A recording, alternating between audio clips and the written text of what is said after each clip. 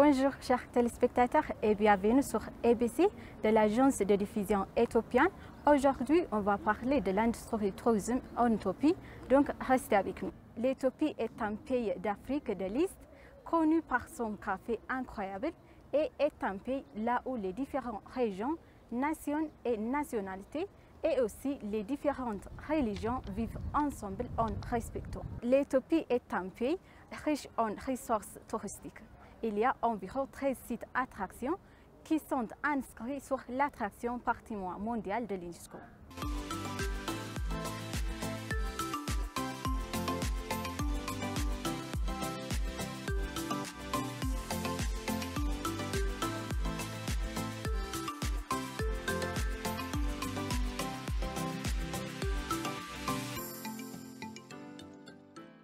Chers téléspectateurs, j'ai un invité qui est guide francophone, donc il va nous donner quelques informations sur l'industrie du tourisme en Éthiopie, surtout sur les attractions qui se trouvent dans ce pays.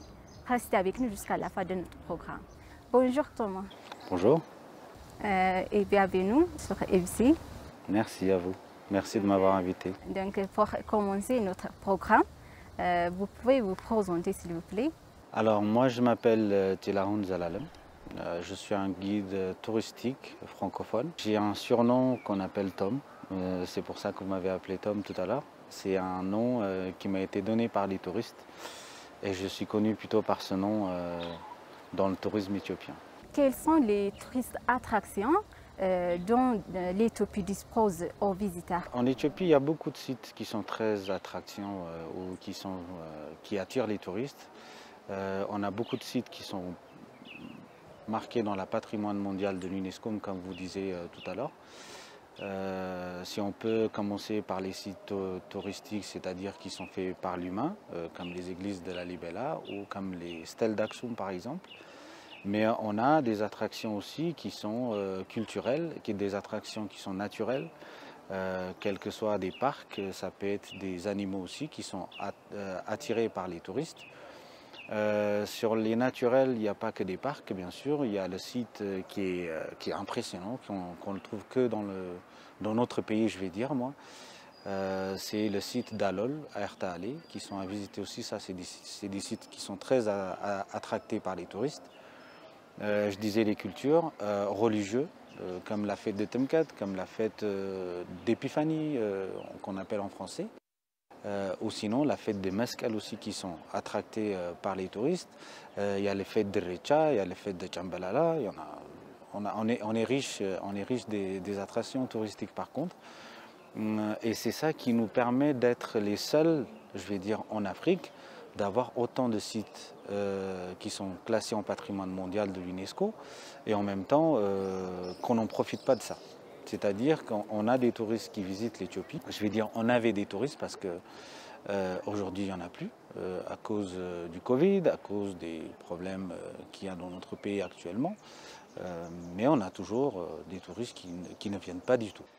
Quand je parle des attractions, il ne faut pas que j'oublie aussi les cultures qui se trouvent dans le sud, parce que dans le sud, il y a beaucoup d'ethnies qui sont visitées, comme les Morsi, les Sourma, les Hamers, les Bana, les Samaï, les Konso. Enfin, on va passer la journée en fait à découvrir tous ces peuples qui se trouvent dans le pays et tous ces peuples qui sont très fiers de leur pays, de leur culture et de montrer aussi à quelle façon ils vivent et de quoi ils utilisent, de quoi ils sont nourris, à quelle façon ils font le mariage, à quel moment. Ça c'est à visiter aussi et c'est très impressionnant comme pays. Je suis très fier d'être éthiopien. Quelles sont les attractions touristiques les plus populaires en Éthiopie que les touristes aiment à visiter d'après votre expérience? Bon, on va pas choisir, enfin personnellement je ne vais pas choisir sur mes doigts, parce que tous mes doigts sont à moi, mais bon. Mais juste pour répondre à la question, moi je vais dire les églises de la Libella, ils sont très visités par rapport aux autres. C'est très attiré par les touristes parce que c'est un monument unique, un monument très, je vais dire, très différent par rapport aux autres, parce qu'il n'y en a pas dans le monde. Et un monument creusé dans une roche par un peuple noir en XIIe siècle. Les touristes, ils sont fascinés de ça en fait et ils ne savent plus quoi dire des fois. Je trouve que c'est la Libella, je vais dire la Libella, mais tous sont à visiter.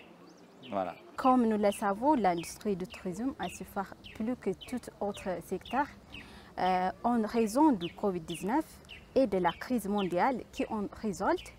Et l'industrie éthiopienne du tourisme a également souffert beaucoup à cause du Covid-19 et, par des conflits dans le nord partie du pays. Donc, comment décrivez-vous l'état actuel de l'industrie du tourisme en Éthiopie? Moi, je vais dire c'est toujours éteint. C'est toujours éteint parce que malgré le Covid, les touristes ne peuvent pas venir. Toutes les frontières sont fermées, quelles que soient en Éthiopie ou en Europe ou dans les autres pays qui visitent l'Éthiopie. Mais en même temps, je vais dire le problème de conflit qu'il y a eu dans le Nord qui a totalement fermé l'industrie. Nous, enfin, personnellement, je vais dire, j'avais l'espoir de retravailler, mais il y a eu ce conflit qui est arrivé, donc ça s'est complètement arrêté. Mais les touristes, ils voulaient quand même venir malgré il y a Covid et tout ça, mais en faisant faire attention au pass sanitaire, arriver à l'aéroport, faire les tests et tout ça. Mais c'est très dommage que c'est arrivé. J'espère que ça va se régler et qu'on pourra avoir des touristes qui vont arriver. Mais ça reste toujours, pour moi, ça reste toujours fermé. Et il va falloir aussi, moi je ne suis pas expert d'autre chose, mais dans le tourisme, je vais dire, il faut que ça soit ouvert aussi au tourisme. Parce que si les touristes viennent en Éthiopie et qu'ils ne peuvent pas trouver de visa en arrivant, et on n'est pas toujours prêt en fait. Et en même temps, il faut que le pays soit calme pour que le touriste puisse visiter sans se sentir en insécurité en fait.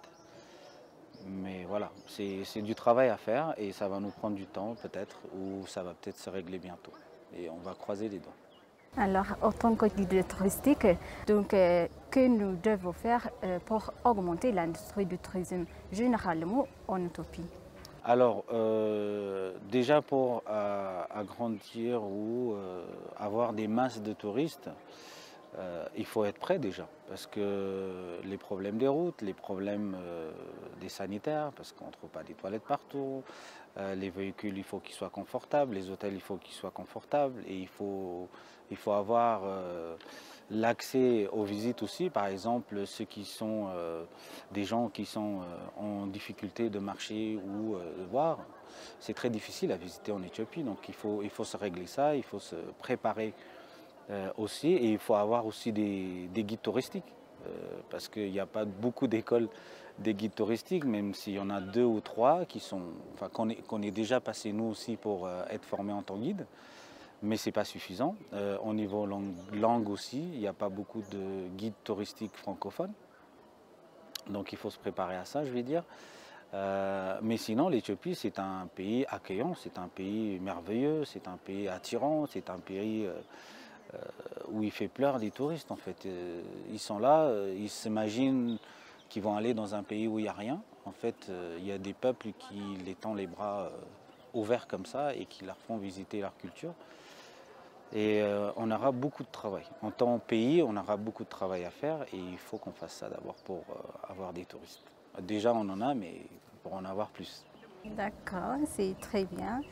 Donc, quels sont vos sites touristiques en Éthiopie que vous adorez à visiter et pourquoi? Moi, j'aime Dalol. Dalol, c'est... j'aime tout, hein, mais vous m'avez dit votre préférence, c'est Dalol. Dalol, là, ça me manque de paroles, en fait. Je ne sais pas comment l'expliquer, comment l'exprimer, mais c'est un endroit unique au monde. C'est un endroit où on peut savoir qu'il y a la création, en fait. Il y a quelque chose qui a été créé et qui est vivant dans la terre. Tous les soufres qui bouillonnent, l'acide, le fer, le sel et tout, avec ces couleurs qui sont merveilleuses. Et on a plein, enfin, là quand je pense, j'ai envie d'y aller là. Donc c'est vraiment un endroit très aimé. Moi je l'aime bien, voilà. Mais tous ils sont très beaux. Donc, quel conseil donnez-vous pour les gens qui voudraient être un guide francophone ou quel conseil donnez-vous? Moi, je vais conseiller les guides qui veulent être un guide en Éthiopie. Il faut aimer son pays. Il faut être quelqu'un qui aime bien apprendre. Parce que moi, j'ai soif tout le temps dans le cerveau, en fait. La soif de connaissance, en fait. J'ai envie toujours d'apprendre, toujours de connaître mon pays et toujours d'avoir cette connaissance pour pouvoir expliquer aux touristes qui viennent dans notre pays. Alors si je vous dis par exemple, on ne va pas remercier le Covid, mais ce qui nous a permis le Covid, comme on était tous en ville, on ne faisait rien, on a créé notre association des guides, des professionnels. Et cette association donc, qui permet de former, enfin c'est pas de former des guides, mais plutôt d'organiser des formations pour les guides qui en manquent parce qu'il faut lire tout le temps, il faut savoir tout le temps. Et on en a fait beaucoup d'entraînement, de connaissances, des échanges entre nous.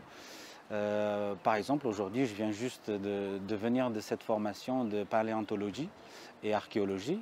On avait fait l'archéologie de pratique, on est allé sur les sites pour voir, on en connaît, mais ça ne s'arrête jamais en fait, la connaissance. Donc ça nous a permis de faire ça, notre association, qu'on a créée. Et ça nous permet aussi d'attirer des nouveaux guides. Et s'ils veulent apprendre, ils peuvent apprendre avec nous. On peut aussi donner notre expérience pour eux et pour qu'ils puissent avoir le sentiment j'ai envie d'être guide en fait. Si on n'a pas envie d'être guide, ça va être difficile en fait. Et donc il faut ça. Moi je conseille ça d'abord. D'accord, c'est très bien. Donc, quels sont vos sites touristiques en Éthiopie que vous adorez à visiter et pourquoi? En temps éthiopien, moi j'aime Dalol. Dalol, c'est... j'aime tout, hein, mais vous m'avez dit votre préférence, c'est Dalol. Dalol, là ça me manque de paroles en fait. Je ne sais pas comment l'expliquer, comment l'exprimer, mais c'est un endroit unique au monde. C'est un endroit où on peut savoir qu'il y a la création en fait. Il y a quelque chose qui a été créé et qui est vivant dans la terre. Tous les soufres qui bouillonnent, l'acide, le fer, le sel et tout, avec ces couleurs qui sont merveilleuses. Et on a plein, enfin, là quand je pense, j'ai envie d'y aller là. Donc c'est vraiment un endroit très aimé. Moi je l'aime bien, voilà. Mais tous ils sont très beaux. Parlez-nous de votre vie de guide. Alors ma vie de guide a commencé à 10 ans. Ça fait 10 ans que je suis guide. Je suis rentré dans toutes les sens dans le tourisme éthiopien. En Éthiopie, je suis allé dans le sud, dans le nord, partout à faire visiter l'Éthiopie. Quelles que soient les cultures, les religions, la nature, enfin tout est à visiter en fait en Éthiopie et ça ne s'arrête jamais. C'est un pays très grand. Par rapport à la France, je vais dire par exemple, c'est 2,5 fois la France, donc imaginez de ça. Et on a passé beaucoup de choses dans le tourisme. J'ai beaucoup d'expérience. J'ai passé beaucoup de temps dans le tourisme à faire cette visite. Et quel que soit le bon et le mauvais, on en trouve beaucoup de choses, quoi. Il y a beaucoup d'expériences que j'ai passées. Donc, où avez-vous étudié la langue française et c'était comment? Moi, j'ai étudié la langue française en France parce que j'ai vécu en France ma jeunesse. Je suis parti d'ici à l'âge de 11 ans avec ma mère. Elle travaillait à l'ambassade d'Éthiopie, à Paris. J'ai vécu avec elle. Grâce à elle, j'ai appris le français en France. J'ai étudié en France. Je suis revenu en Éthiopie à l'âge de 18 ans à peu près. Je suis allé au lycée français après. Et après, j'ai continué mes études et un jour, je suis devenu guide. Heureusement que je suis devenu guide pour moi parce que ça m'a permis de faire connaître mon pays en plein cœur de la France. Quand on parle du tourisme, les gens qui ont déjà fait le voyage avec moi, ils savent ce que c'est l'Éthiopie. Moi, je dirais, je les ai bien expliqués, je les ai bien fait aimer l'Éthiopie. Et j'ai passé mon diplôme au collège l'AN du tourisme. Et en fait, je l'ai passé après, mais j'étais déjà guide en fait quand je faisais mes études. Et après, je suis devenu guide francophone. Voilà. J'ai vécu en majorité de ma vie en France. Enfin, si vous avez un message à transmettre aux visiteurs, que ce soit du francophone, du français, ou y compris les visiteurs nationaux ou qui veulent visiter l'Éthiopie. Je vais commencer par le tourisme éthiopien, par les gens qui veulent ou qui n'ont pas envie ou qui n'ont pas l'expérience ou l'envie de visiter l'Éthiopie. Je vais dire d'abord on visite notre pays et après on visitera les autres. Si on n'a pas visité notre pays et qu'on va dans un autre pays pour visiter, je ne sais pas, je vais dire un Éthiopien qui va en France, visiter la France, il faut qu'il sache de son pays. Il va là-bas, on lui dit tu viens d'où? De l'Éthiopie. Et il faut qu'il explique ce que c'est l'Éthiopie. En partant comme ça, visiter un autre pays et revenir, moi je dirais c'est pas compatible. Donc moi je conseille d'abord aux Éthiopiens de visiter leur pays.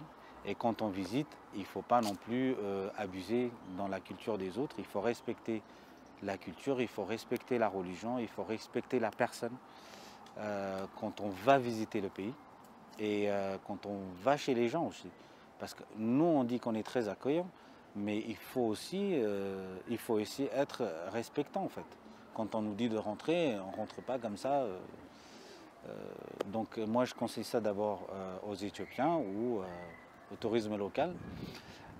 Au tourisme de l'extérieur ou des gens qui veulent visiter l'Éthiopie, moi je leur conseille de se préparer grand ouvert les yeux parce que ce n'est pas quelque chose que vous allez attendre. Je vais dire, l'imagination des gens qui veulent visiter l'Éthiopie, c'est différent. C'est-à-dire, ils vont visiter un pays africain, ils vont visiter un pays pauvre, ils vont visiter un pays où il n'y a rien. En fait, pour eux, pour leur imagination, mais en fait, c'est pas ça. Faites attention, c'est différent. Vous allez être surpris et vous allez être épaté, je vais dire, de l'Éthiopie, que vous ne la connaissez pas et que vous aimeriez peut-être la connaître, bien sûr. Et moi, je dirais aussi en même temps, en fait, les gens qui viennent visiter l'Éthiopie, ce n'est pas des gens qui ont visité pour la première fois et qui ont fait un voyage pour la première fois. C'est des gens qui ont de l'expérience, qui ont voyagé partout dans le monde et qui viennent en Éthiopie en fait. Donc c'est un peu ça et je leur dis venez, on va vous faire aimer l'Afrique et on va vous faire aimer l'Éthiopie. Merci beaucoup. Je vous en prie. Pour votre temps et d'avoir accepté notre invitation. Merci à vous de m'avoir invité et merci à vous aussi. Merci à l'Éthiopie. Chers téléspectateurs, c'est la fin de notre émission. C'était moi, Samret Godado, avec notre programme. Donc, je vous remercie d'avoir resté avec nous jusqu'à la fin de notre programme. Merci beaucoup. À bientôt.